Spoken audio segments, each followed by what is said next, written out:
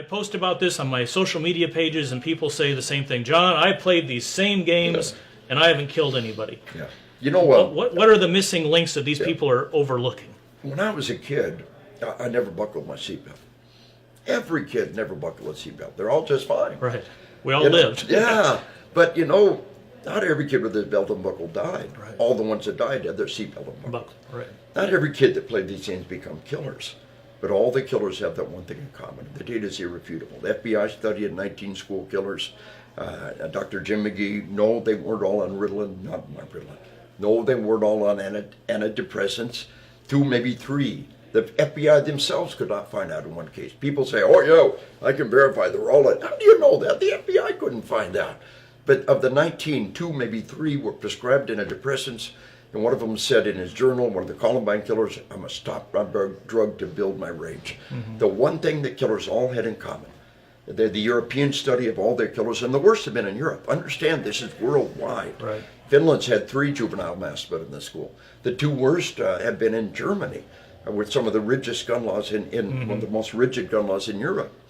But all of the studies say the one thing they have in common, they dropped out of life, they immersed themselves in the most horrific, violent video games. The mass murder in Norway, the media won't tell you about these mass murders in the school in Germany. You got to look it up yourself. But that evil guy at the Mandalay Bay massacre in Las Vegas murdered 58 people. The media doesn't tell you. In an island in Norway, a guy came on that island and murdered 69. The most horrendous solo gun massacre in Norway. And he trained on video games for a year. He says he trained for a year on video games to empower his killing, to make it an automatic response. Right. Yep. So, but here's the deal on it. Everybody, all of your listeners at one time or another, even you ladies, we all played toy guns. Said, bang, bang, I got you. Right. They said, no, you didn't. You smack her with your cat gun, it leaves a mark, and he cries. Everybody gather around the hurt kid. Yep. Tries to tell him.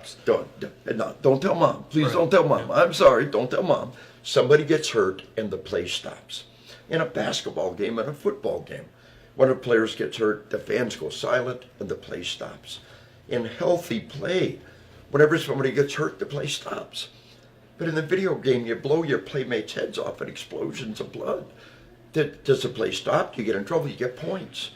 You're rewarded for inflicting death and suffering. This is pathological play. This is dysfunctional play. And what it does is it creating bullies. The bullying in our schools is far worse. I was bullied when I was a kid. It can't be worse than that. It's worse. Are the mass murders in this school worse than we were kids? Believe me, the bullying is worse. Mm-hmm. And do you remember when you were a kid, you remember that bully who sincerely took pleasure in making you suffer? Well, we all have one or two. Yep. There's many, many more of those kids out there. They have been taught to take pleasure from human death and suffering. Most of our kids just live their lives in fear. But a good chunk of them have become bullies, and a slice of them have committed violent assaults, and a slice of them have committed these mass murders. But there is nothing good for us as children of those video games.